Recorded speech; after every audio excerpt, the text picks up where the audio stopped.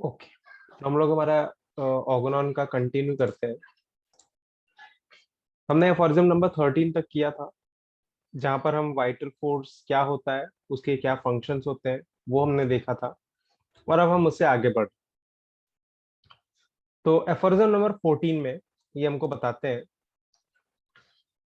There is in the interior of man nothing morbid that is curable and no invisible morbid alteration that is curable which does not make itself known to the accurately observing physician by means of a morbid signs and symptoms। तो हमारे शरीर के भीतर किसी भी तरीके का ऐसा कोई किसी भी तरीके का ऐसा कोई डिजीज नहीं है।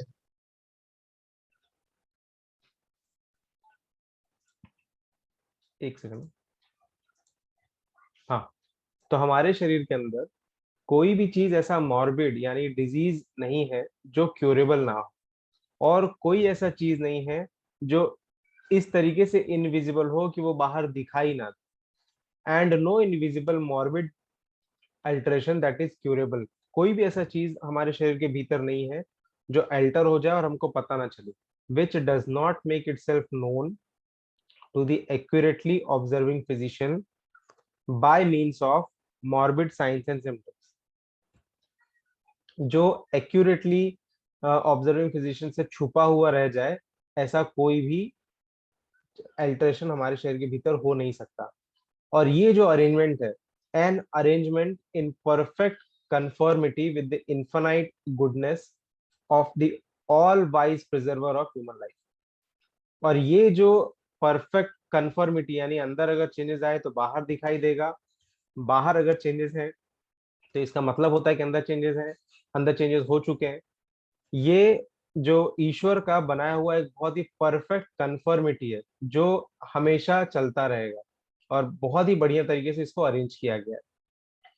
नेक्स्ट एफोरिज्म में इसी को कंटिन्यू करते हुए कहते हैं, एफोरिज्म नंबर 15 में, the affection of the morbidly deranged spirit like dynamics, यानी कि vital force. The affection of the morbidly deranged यानी जो वाइटल फोर्स है, वो जो डिरेंज है, वो जब डिरेंज होगा तो कैसे होगा, that animates our body in the invisible interior. जो हमारे शरीर को गति देता है, जो हमारे शरीर को सारे फंक्शन सेंसेशन सब कुछ करवाता है, जो हमारे शरीर को एनिमेट करता है, that animates our body in the invisible interior. जो अंदर दिखाई नहीं देता, उसके अंदर वो रहकर काम करता है। And the totality of the outwardly cognizable symptoms produced by it in the organism and representing the existing melody constitute a whole, they are one and the same। कहने का मतलब क्या है कि वाइटल फोर्स के ऊपर जो भी अफेक्शन आया है या जो भी प्रभाव पड़ा है, स्पिरिट लाइक डायनामिक्स जो हमारा वाइटल फोर्स है, उसके ऊपर जो भी चेंजेस आए हैं वो, और जो टोटालिटी ऑफ सिम्टम्स जो बाहर हमको दिखाई देते हैं, वो दोनों ही डिजीज को रिप्रेजेंट करते हैं। वो दोनों ही constitute a whole, they are one and the same. They are one and the same का मतलब कि अगर बाहर सिम्टम्स दिख रहे हैं तो अंदर वाइटल फोर्स के ऊपर चेंजेस आए हैं, that is for the sure. और अगर वाइटल फोर्स के ऊपर चेंजेस आए हैं तो बाहर सिम्टम्स का होना भी एकदम श्योर हो जाता है। द ऑर्गेनिज्म, फिर आगे लिखते हैं, the organism is Indeed the material instrument of life. ये जो शरीर है, ये जो बॉडी है, जो मटेरियल है, ये जरूर मटेरियल है, but it is not conceivable without the animation imparted to it by the instinctively perceiving and regulating dynamics. ये जो शरीर है, ये हमारे जीवन का एक हिस्सा जरूर है, ये हमारे हमारे लाइफ का एक मटेरियल चीज जरूर है, लेकिन इसको आप बिना उस एनिमेशन के, बिना उस गति के, बिना जीवन के आप इसको इमेजिन नहीं कर सकते। बिना उस वाइटल फोर्स का जो फंक्शन है, उस वाइटल फोर्स के बिना इस शरीर का कोई मतलब नहीं होता। This is what this sentence says, the organism is Indeed the material instrument of the life, but it is not conceivable without the animation imparted to it by the instinctively perceiving and regulating dynamics। तो जो ये dynamic force है, जो ये vital force है, वो जिस तरीके से फंक्शन करता है, बिना उस वाइटल फोर्स के इस मटेरियल बॉडी का कोई अस्तित्व नहीं है। Just as the vital force is not conceivable without the organism, और बिल्कुल उसी तरीके से बिना किसी शरीर के वाइटल फोर्स को भी इमेजिन नहीं किया जा सकता। Consequently the two together constitute a unity. इसी इसका रिजल्ट ये होता है कि हमारा बॉडी और जो ये वाइटल फोर्स है, ये दोनों ही एक यूनिटी में काम करते हैं, ये दोनों ही एक यूनिटी में होते हैं।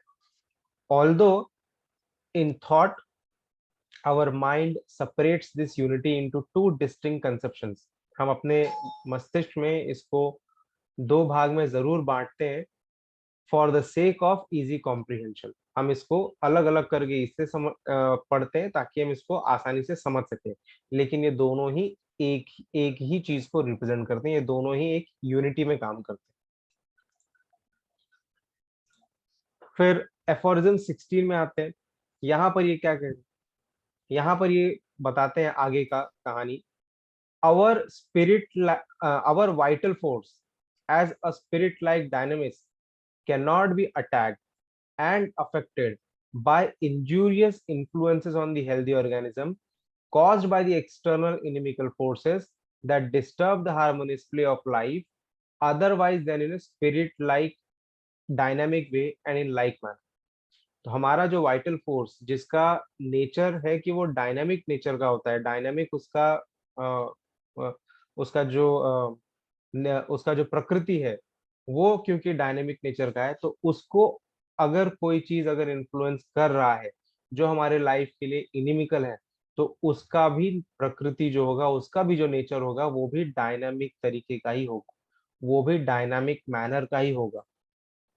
Our vital force as a spirit like dynamics can not be attacked. हमारा जो वाइटल फोर्स है उसके ऊपर कोई और शक्ति असर नहीं कर सकती सिवाय उसके जो स्पिरिट लाइक नेचर का होगा, जो स्पिरिट लाइक मैनर का होगा।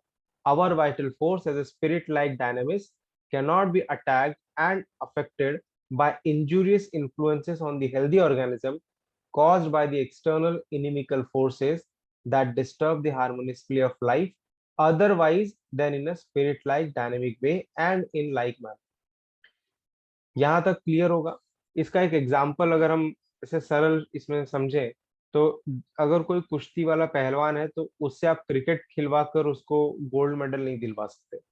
उसको लड़ने के लिए एक कुश्ती वाला पहलवान ही चाहिए। अगर कोई क्रिकेटर है तो उसका अगर आपको मुकाबला करवाना है तो किसी क्रिकेटर से ही मुकाबला करवाना हो। तो इसी तरीके से जब हमारे वाइटल फोर्स के ऊपर कोई शक्ति अटैक करती है तो उसका भी डायनामिक होना जरूरी होता है। अगर वो डायनामिक नहीं होगा तो हमारे हमारे जो वाइटल फोर्स है जो कि डायनामिक नेचर का होता है, उसके ऊपर वो असर नहीं डाल सकता। all such morbid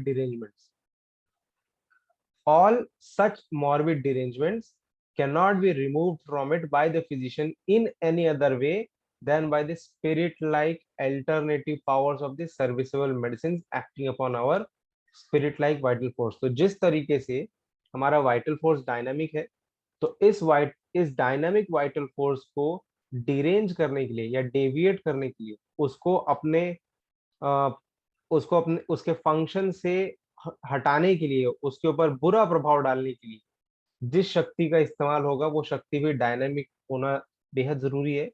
तो इसी हिसाब से अगर हमको इस डिरेंजमेंट को ठीक करना होगा, अगर इस वाइटल फोर्स के डिरेंजमेंट को, उसके डेविएशन को अगर हमको वापस से रिस्टोर करना होगा, तो उसके लिए भी हमको एक ऐसी मेडिसिन की जरूरत पड़ेगी जो डायनामिक नेचर की हो, जो उस स्पिरिट लाइक वाइटल फोर्स के ऊपर अपना एक्शन दिखा सके। तो ये क्या है? ऑल सच मॉर्बिड डिरेंजमेंट्स यानी कि diseases can not be removed from it by the physician in any other way than by the spirit like dynamic virtual alternative powers of the serviceable medicines acting upon our spirit like vital force। Simple सा है कि हमारा vital force अगर dynamic है तो उस पर बुरा प्रभाव डालने वाली जो शक्ति होगी उसका भी डायनेमिक होना जरूरी है। और अगर हमको इसको वापस से रिस्टोर करना है, वापस से इसको हमें हेल्थ में लेकर आना है इस वाइटल फोर्स को, तो उसके ऊपर अगर हमको कोई मेडिसिन इस्तेमाल करनी है उसको ठीक करने के लिए, उस मेडिसिन को भी डायनेमिक होना जरूरी हो जाता है। तो जब तक वो डायनेमिक नहीं होगा, वो डायनेमिक वाइटल फोर्स के ऊपर अपना प्रभाव नहीं डाल पाएगा। इसीलिए ये कहा जाता है कि ढेर सारे डोजेस देना या ढेर सारे मदर टिंचर्स का इस्तेमाल करना जो मटेरियल क्वांटिटी में होते हैं, उनका इस्तेमाल करने से आप वाइटल फोर्स तक अपना प्रभाव डाल ही नहीं सकते। आप फोर्सफुली थोड़ा बहुत आपको जरूर मिल जाएगा कि उसके टॉक्सिक इफेक्ट्स के कारण कि थोड़ा बहुत रिलीफ जरूर मिल गया है, लेकिन आप उसको कभी कंप्लीटली क्योर नहीं कर पाएंगे। तो all such morbid derangements cannot be removed from it by the physician in any other way than by the spirit-like, dynamic, virtual, alternative powers of the serviceable medicines acting upon our spirit-like vital force, which perceives them through the medium of the sentient faculty of nerves everywhere present in the organism। तो ये medicine action कैसे करती है कि जो हमारे skin के अंदर, म्यूकस मेम्ब्रेन के अंदर जो छोटे छोटे नर्व्स होते हैं, उन नर्व्स के थ्रू वो हमारे वाइटल फोर्स के ऊपर प्रभाव डालता है। ये नर्व्स होते हैं जो हमारी मेडिसिन को एब्जॉर्ब करते हैं और ये जाके अपना प्रभाव वाइटल फोर्स पर अपना प्रभाव जमाते हैं। So that it is only by their dynamic action on the vital force that remedies are able to re-establish and do actually re-establish health and vital harmony after the changes in the health of the patient cognizable by our senses, यानी कि totality of symptoms have revealed the disease to the carefully observing and investigating physician as fully as was requisite in order to enable him to cure it। तो हमको जब ये पता चल जाए, हम जब अपनी आंखों से ये देख पाते हैं कि किसी के शरीर में कोई सिम्टम्स आ रहे हैं, तो उन टोटलिटी ऑफ सिम्टम्स को ध्यान में रख के जब हम कोई मेडिसिन सिलेक्ट करेंगे जो डायनामिक नेचर का होगा, मटेरियल क्वांटिटी में नहीं, जो डायनामिक नेचर में होगा, वो मेडिसिन जब हम प्रिस्क्राइब करेंगे तो वो नर्व्स के थ्रू हमारे वाइटल फोर्स के ऊपर प्रभाव जमाएगा। और जो डिरेंजमेंट है, जो वाइटल फोर्स जो कि वो भी डायनेमिक नेचर का है, उसके ऊपर से जो डायनेमिक इन्फ्लुएंस है, जो नेगेटिव डायनेमिक इन्फ्लुएंस है, उसको वो दूर करने में कामयाब हो सकेगा। इस एफोरिज्म का सिंपल सा मतलब है कि वाइटल फोर्स डायनेमिक है, उसके ऊपर जो डिजीज आएगा वो डिजीज भी डायनेमिक ही होगा। और अगर इस डायनेमिक इन्फ्लुएंस को अगर आपको हटाना है तो उसके लिए आपको जो मेडिसिन चाहिए होगी वो भी डायनेमिक रेंज में ही चाहिए होगी। ठीक है, यहाँ तक कोई डाउट है किसी को? सर इसका मतलब हम ये सर, एक समझे कि सवाल जो मदर टिंचर फॉर्म में मेडिसिन हैं वो रिलीफ देती हैं बट क्योर नहीं करती। यस।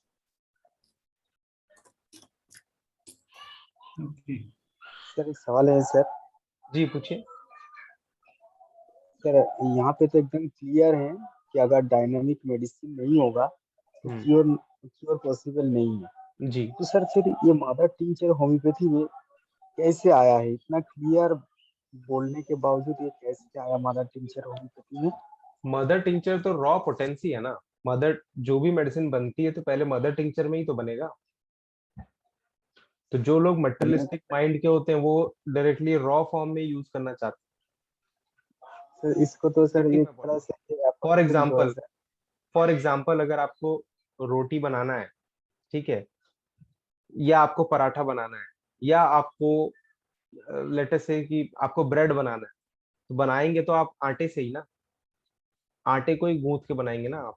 चाहे आप उससे पराठा तो ठीक बनाइए, है सर, चाहे आप मेडिसिन बनाने कचौरी बनाइए, चाहे आप उससे कुछ भी बनाने बनाइए। के लिए। सिमिलरली हाँ सर, मेडिसिन आप बनाने के लिए तो मदर मदर टिंचर की जरूरत पड़ेगी, बनाने के लिए मदर टिंचर की जरूरत पड़ेगी।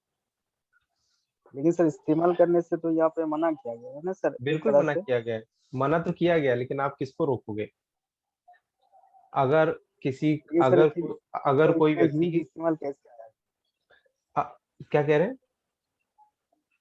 सर इतना ह्यूज इस्तेमाल फिर इसका कैसे हो रहा है सर? इसका ह्यूज मदर इस्तेमाल इसलिए टिंचर हो रहा का। है क्योंकि लोग ऑर्गेनॉन को फॉलो नहीं करते ना। लोग लोग सेंसेशन में बिलीव रखते हैं, लोग नॉलेज में बिलीव नहीं रखते। लोगों को पेशेंस नहीं है। लोग लोग सोचते हैं कि अगर मैंने ये दिया, सिंपल सा है, वो हमने पढ़ा था ना कि हमको किसी भी सिस्टम पे भरोसा कब आएगा? हमको किसी भी सिस्टम पे भरोसा तब आएगा जब हम प्रिजुडाइज्ड नहीं होंगे। जब हम प्रिजुडाइज्ड हो जाते हैं तो हमारा भरोसा टूट जाता है। ठीक है, तो हमको अगर ये कहा जाता है कि आप डायनामिक डोजेस दीजिए या सिंगल डोज दीजिए, तो आप उस पर भरोसा तभी कर पाएंगे जब आप कंप्लीटली उस पर ट्रस्ट करते हैं, आप फेथ करते हैं उन प्रिंसिपल्स पर। ठीक है, जब आपका फेथ नहीं होगा तो आपका डगमगाएगा। आप एक डोज देंगे या आप एलएम पोटेंसी की मेडिसिन देंगे, थोड़ा इंतजार करेंगे, नहीं हुआ चलो छोड़ो ना, मदर टिंचर दे देते हैं। ठीक है, फिर चलो ये नहीं हुआ ना तो दूसरा दे देते हैं, जो कुछ भी नहीं हुआ तो रेफर कर देते हैं। तो it is completely your trust कि आप अपने प्रिंसिपल्स पर कितना ट्रस्ट करें। जो लोग ट्रस्ट नहीं करते हैं वो फिर उन्हीं रास्तों पर चल जाते हैं। सर ठीक ये है जो मदर टिंचर में है like passiflora for insomnia and chelidonium for liver, तो ये बेसिकली तो होम्योपैथी मेडिसिन नहीं हुई फिर ये? होम्योपैथिक मेडिसिन तो कोई भी नहीं होती। मान लीजिए अगर मान लीजिए ये एक मेडिसिन है, तो क्या ये होम्योपैथिक है? ये होम्योपैथिक नहीं है। ठीक है, ये होम्योपैथिक तब होती है जब इसका इंडिकेशन पेशेंट में दिखता है, अदरवाइज और उसका इंडिकेशन पेशेंट में दिखता है और मैं इसका इस्तेमाल उन्हीं इंडिकेशंस पर करता हूँ जिन इंडिकेशंस को इसने ड्रग प्रूविंग के दौरान अ, दिखाया है। अगर ये प्रिंसिपल नहीं हो, ये सिमिलर्स का रिलेशन ना हो, तो ये केवल होम्योपैथिक कंपनियों द्वारा बनाई गई एक दवाई है, ये होम्योपैथिक नहीं। Getting my point? आप इस मेडिसिन को भी आप एलोपैथी की तरह यूज कर सकते हैं। तो वो रिलेशन का जो प्रिंसिपल है वो इम्पोर्टेंट होता है कि आपने जब उसको यूज किया है तो कैसे यूज किया है। जैसे फॉर एग्जांपल मैं ऐसे लोकल एग्जांपल एक और देता हूँ। लेट अस से कि आपके हाथ में किसी ने तलवार दे दी। ठीक है, अब आप उस तलवार का इस्तेमाल कैसे कर रहे हो? उस तलवार को आप अपने आप को डिफेंड करने के लिए कर रहे हैं या दूसरों को टेरराइज करने के लिए यूज कर रहे हैं? ये तो आपके ऊपर डिपेंड करता है ना। वो पूरा का पूरा इंटेंशन बताता है कि आपने उसका सदुपयोग किया या दुरुपयोग किया। Getting my point? Mother tincture की बात हो रही थी ना, तो मदर टिंचर बेसिकली हमारा क्यूरेटिव पावर नहीं रखती, तो हम उसको यूज ही क्यों करें? नहीं करना चाहिए, नहीं करना चाहिए। ओके। ये मदर टिंचर्स का यूज केवल उन्हीं जगहों पर किया जा सकता है जहां पर केस को पैलिएट करना हो या केस में ज्यादा स्कोप ना बचाओ, आपको वहां सप्रेस करना हो। अदरवाइज अगर आप क्योर चाहते हैं तो फिर वहां पर आपको डायनेमिक डोजेस से ही हो सकता है। ये हम आगे आएंगे तो आपको पता चलेगा कि बहुत से ऐसे केसेस होते हैं जो क्योरेबल नहीं होते, जो टर्मिनल केसेस होते हैं। तो उन जगहों पर जरूर इसका इस्तेमाल आप कर सकते हैं अगर आपको उस केस को पैलिएट करना हो, उस केस को अगर आपको सप्रेस करना हो, ताकि आप पेशेंट की क्वालिटी, क्योंकि आप उसको कुछ हेल्प नहीं कर सकते तो एटलीस्ट पेशेंट की लाइफ क्वालिटी को आप इम्प्रूव कर सकते हैं। उसके जो सिम्टम्स हैं कुछ क्षण के लिए ही सही उसको आराम दे सकते हैं। तो वहां पर जरूर आप इसका इस्तेमाल कर सकते हैं, अदरवाइज क्योरेटिव पर्पस के लिए तो नहीं, वहां पर आपको डायनेमिक डोजेस का ही यूज करना पड़ेगा। तो हम आगे सर बढ़ते मेरा एक क्वेश्चन था। हैं। जी। सर ये जो अपनी मेडिसिन होती है एक्चुअली ये सर कैरेक्टरिस्टिक्स रहते हैं, मॉलिक्यूल भी रहता है क्या सर इसमें कुछ? मदर टिंचर में तो होता है मॉलिक्यूल्स। ये जो और हमारे ये पास जब ये जो डाइल्यूशंस आते हैं इसमें मॉलिक्यूल्स नहीं होते। इसमें आप कह सकते हैं कि इसमें एनर्जी वेव्स रहते हैं। हो सकता है मेरा जी ये टर्मिनोलॉजी ना सही हो, लेकिन इसको अगर आप कहीं भी आप जाके इसको आप ये टेस्ट करवाएं तो शायद इसके अंदर आपको कोई मॉलिक्यूल कोई मेडिसिन ना मिले। तो इसमें सिर्फ ऐसा कह सकते हैं कि इसमें केवल उस पर्टिकुलर मेडिसिन का एसेंस रह जाता है। जी सर। तो सर ये नर्व के थ्रू कैसे मतलब इसका एक्शन रहता है? जैसे कि इसमें हमने पढ़ा कि नर्व के थ्रू ये पहुंचेगी, तो उसमें एक्शन कैसे रहेगा नर्व इसका? नर्व के अंदर नर्व के अंदर क्या ट्रांसमिट होता है? सेंसेशन होते हैं, इलेक्ट्रिक फ्लो, नर्व के अंदर इम्पल्सेस होते हैं। Electric flow. Nerve impulses. के हाँ अंदर नर्व के अंदर बहुत सारे चैनल्स होते हैं जहाँ पर जी। वो इलेक्ट्रिक इम्पल्सेस को लेते हैं और और आगे पास ऑन करते हैं। यही तो काम होता है ना नर्व्स का। जी सर। तो तो फिर अब ये जैसे कि मदर मैंने टिंचर बताया तो एक कि किस्म से मदर टिंचर जैसे तो कि एक मैंने किस्म बताया से कि इसके अंदर, आयुर्वेदा। हाँ मैं बोल लेता हूँ पहले। तो जैसे कि मैंने बताया कि इसके अंदर एनर्जी वेव्स होती हैं। एनर्जी वेव्स क्या है? वो भी एक इलेक्ट्रिसिटी भी एक इम्पल्स है। एनर्जी है, ये भी एक एनर्जी है। तो जब तक आप देखिए, जब तक है ना आप प्रॉपर पोटेंसी पे नहीं देंगे, जब तक आप एकदम सिमिलर, मतलब मोस्ट सिमिलर मेडिसिन नहीं देंगे, प्रॉपर पोटेंसी में नहीं देंगे, तब तक वो मेडिसिन वर्क नहीं करती। इसका मतलब क्या होता है? इसका मतलब होता है कि एक सेट फ्रीक्वेंसी है, एक सेट वेवलेंथ है, जिस पर जब मैचिंग होगा डिजीज का, तब जो क्योर प्रोड्यूस होगा वो एकदम एकदम क्या बोलते हैं, बहुत ही बढ़िया रिजल्ट आता है तब। समझ में आ रहा है ये पॉइंट? सर जैसे सिमिलर मेडिसिन है, सिमिलम नहीं है, तो हमने जो कैरेक्टरिस्टिक देखा हमने उसके हिसाब से उसको मेडिसिन दिया, अगर तो देखिए, वो सिम्टम उसके क्लियर होंगे कि नहीं होंगे सर जी? जी जैसे कि हमारी सिमिलम नहीं भी है, सिमिलर है, कुछ ही सिम्टम आ रहे हैं जिसको देखकर हमने दे दिया, तो हम्म, उसको क्या होगा सर आगे उसको?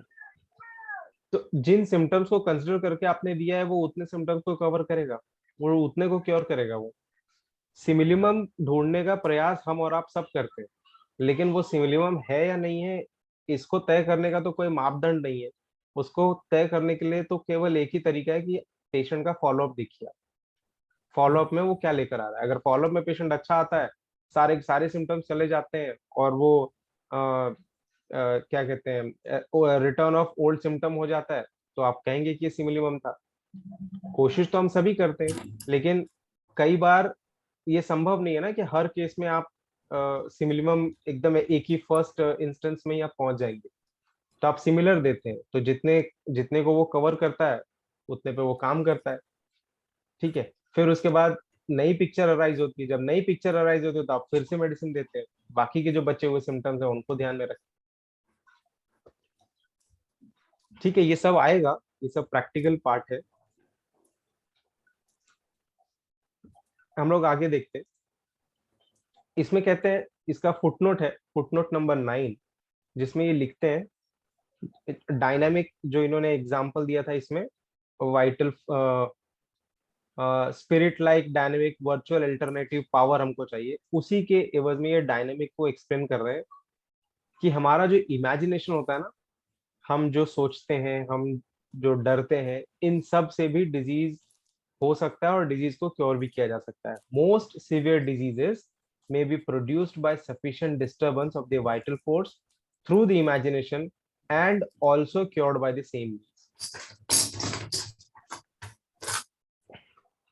फिर 17th aphorism है, वो कहते हैं, now as in the cure affected by the removal of the whole perceptible signs and symptoms of the disease, the internal alteration of the vital principle to which the disease is due, consequently the whole disease is at the same time removed।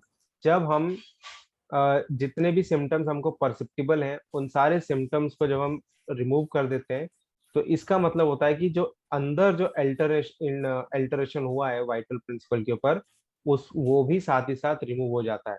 इसका मतलब ये होता है कि पूरा का पूरा जो डिजीज है, वो दोनों ही एक साथ रिमूव हो जाता है। It follows that the physician has only to remove the whole of the symptoms in order.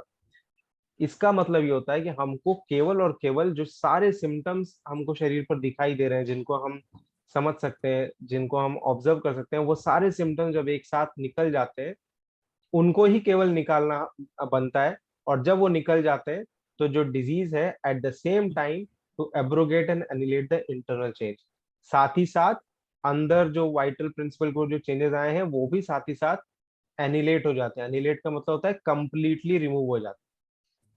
That is to say, the morbid derangement of the vital force, consequently the totality of the disease, the disease itself। यानी कि जब बाहर के symptoms जब चले गए, तो अंदर का चेंज भी चला गया। अंदर का चेंज चला गया, बाहर का सिम्टम चला गया, यानी कि जो टोटालिटी ऑफ सिम्टम था, वो पूरा का पूरा चला गया, यानी कि सारा का सारा डिजीज ही निकल गया।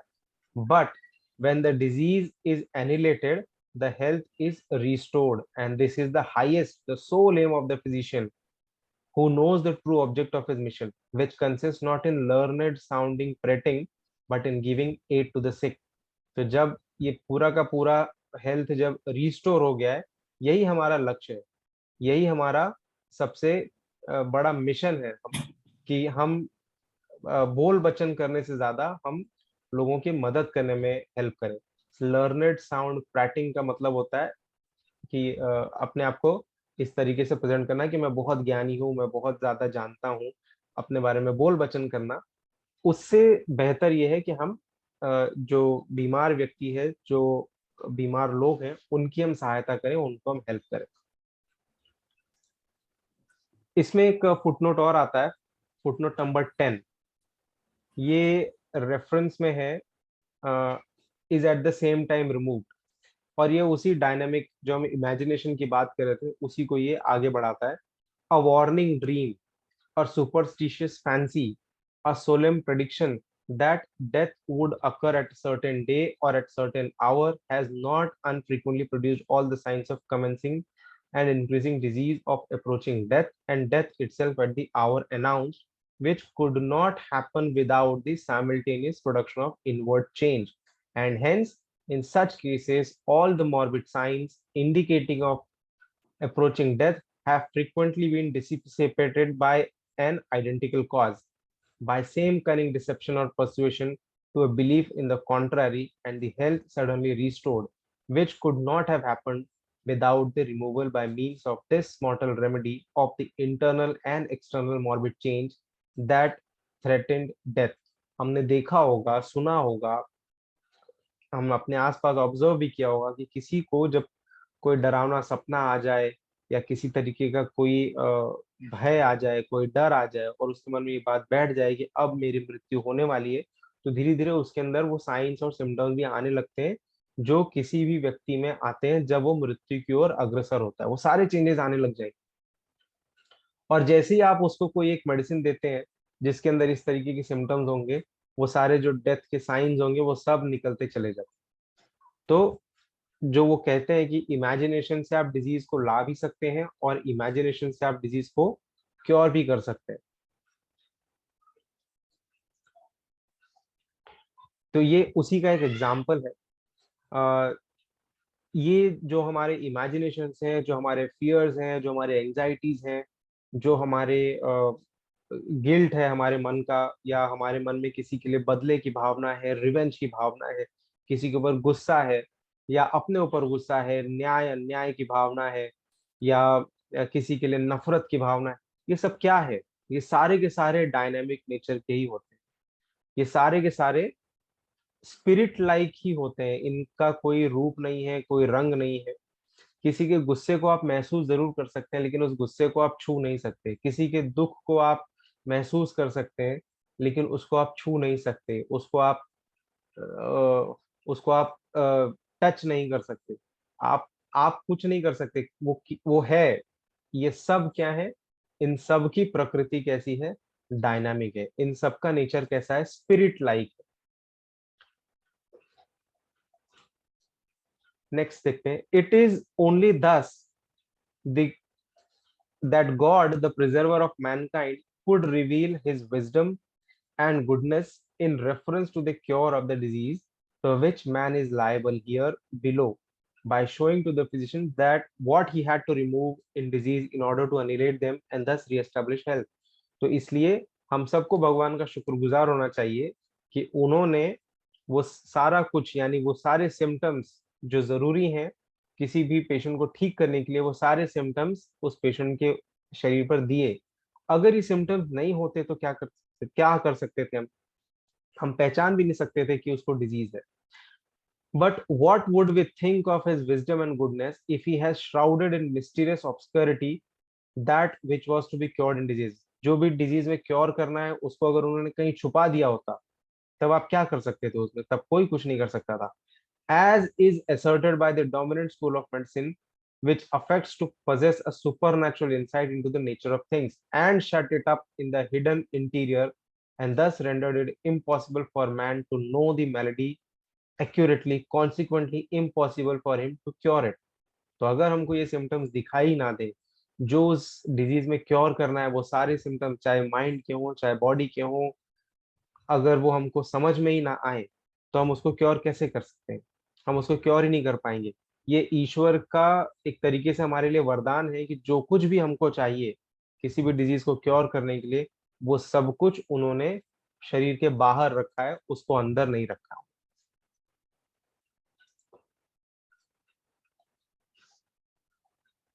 ये लास्ट एफोरिज्म हम लोग करते हैं। फिर 18th एफोरिज्म वो कहते हैं फ्रॉम दिस इंडिबिटेबल ट्रुथ, और इस सच्चाई से, that besides the totality of symptoms with consideration of the accompanying modalities, यानी कि टोटलिटी ऑफ सिम्टम्स साथ साथ में जो उसके अंदर जो मोडालिटीज आते हैं उनको, nothing can by any means be discovered in disease wherewith they could express their need of aid। इस सच्चाई से ये पता लगता है कि टोटलिटी ऑफ सिम्टम्स और जो उसके मोडालिटीज हैं उनके अलावा कोई भी ऐसा चीज किसी डिजीज में डिस्कवर नहीं किया जा सकता जिससे कि शरीर इस बात को डिमांड करे कि उसको किस तरह की मेडिसिन चाहिए।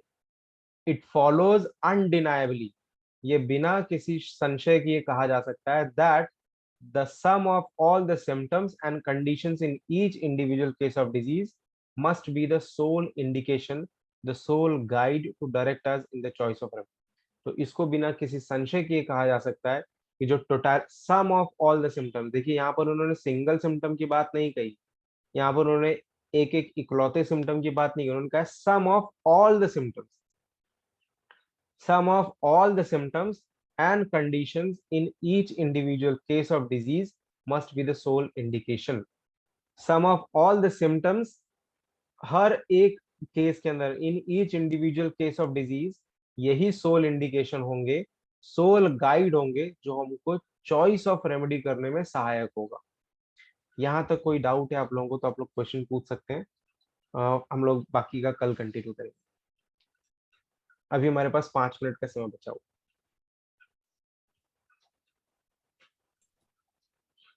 सर जैसे ग्रुप ऑफ सिम्टम्स लिया एज पर 18th एफोरिज्म, तो उसका सपोजिंग सभी नहीं मिल पाया, सपोजिंग 10 में से हमें लगता है अगर टोटली 10 का स्कोर चाहिए तो 5-6 का मिल रहा है, तो उतना पार्शियल से भी वो पार्शियल ठीक हो सकता है। मतलब पार्शियल टोटलिटी मिलाई तो पार्शियल पेशेंट ठीक हो सकता है। मैं बता देता हूँ, देखिए टोटलिटी बाकी पार्शियल से कोई और मेडिसिन निकल के आए वो भी ठीक हो जाए, 2-3 टुकड़ों में ठीक हो जाए, ऐसा भी होता है क्या as per aphorism 18th? Totality of symptom का मतलब हम लोग शायद गलत समझ रहे हैं। टोटलिटी ऑफ सिम्टम का शायद हम अभी जो मुझे इस क्वेश्चन से आभास हो रहा है ये समझ रहे हैं कि जितने भी सिम्टम्स उसके शरीर में वो सारे के सारे जोड़कर देखना है।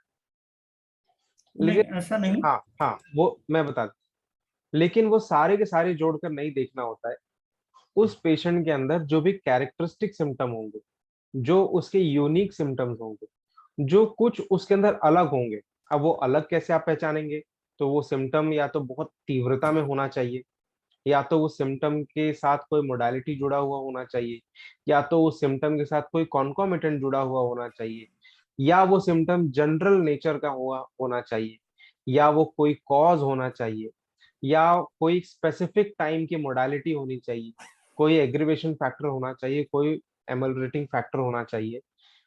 ये सब अगर मिलते हैं तो यही सब होते हैं जो हमको किसी मेडिसिन की तरफ गाइड करते हैं। सम ऑफ ऑल द सिम्टम्स में हम क्वांटिटी नहीं देख रहे हैं, हम क्वालिटी देखते हैं। तो आप भले 10 सिम्टम लीजिए या 5 सिम्टम लीजिए या 3 सिम्टम ही क्यों ना लीजिए, लेकिन उनके अंदर वो क्वालिटी होनी चाहिए। तो ये आपके क्वेश्चन का एक फर्स्ट पार्ट है कि हमको क्वालिटी बनाना है जिससे कि उस इमेज की सिकनेस आप रेप्लिका एक तैयार कर सके आपके उस टोटलिटी के अंदर। पहला आपके क्वेश्चन का फर्स्ट पार्ट का ही आंसर है। सेकंड है, तो क्या ऐसा भी होता है कि थोड़ा अभी ठीक किया फिर उसके बाद नया आए और फिर उसके बाद? यस, ऐसा होता है। सेवरल सक्सेसिव मेडिसिन हो सकते हैं। बहुत से ऐसे केसेस होते हैं जो मिक्स्ड होते हैं, जिसमें जिसमें कॉम्प्लेक्स डिजीज होते हैं, लेयर बाय लेयर आप उसको ठीक करना होता है उसको। तो उन सब केसेस में यस ऐसा होता है, जैसे कि इंसैनिटी के केसेस हो गए, जैसे कि वन साइडेड केसेस हो गए, तो वहां पर आपको ज्यादा सिम्टम्स मिलते नहीं। तो जो भी सिम्टम आपको मिलता है उन सिम्टम को आप कवर करते हैं, और जैसे ही वो सिम्टम खत्म हो जाते हैं तो नीचे की लेयर ऊपर आती है। जब नीचे की लेयर ऊपर आएगी तो आपको नए सिम्टम्स दिखाई देंगे जो पुराने वाली मेडिसिन से बिल्कुल भी मैच नहीं करे। तो आपको वापस से केस को रिव्यू करके एक नई मेडिसिन एडमिनिस्टर करनी होगी जो उस समय की टोटलिटी को मैच करती होगी। तो ऐसे भी केसेस होते हैं जो कॉम्प्लेक्स केसेस होते हैं, जो मिक्स्ड माइजमेटिक केसेस होते हैं, जो वन साइडेड केसेस होते हैं, वहां पर आपको कई बार मेडिसिन चेंज करने की आवश्यकता पड़ सकती है। हमारे पास लगभग 1.5 मिनट का समय है। और किसी को कोई क्वेश्चन पूछना हो?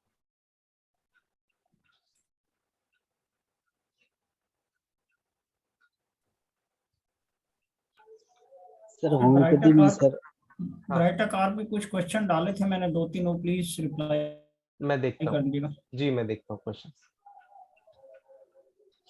सर होम्योपैथी में सर जो डिजीज का जो सिम्टम्स होता है उससे ज्यादा जनरल सिम्टम्स और माइंड के सिम्टम्स निकल जाना ही बेहतर मानते हैं, मतलब केस को जी सॉल्व होने के लिए ज्यादा सुनिश्चित होते हैं। ऐसा जी, क्यों सर? ये 17 नंबर एफोरिज्म से है क्या? क्या कहा आपने?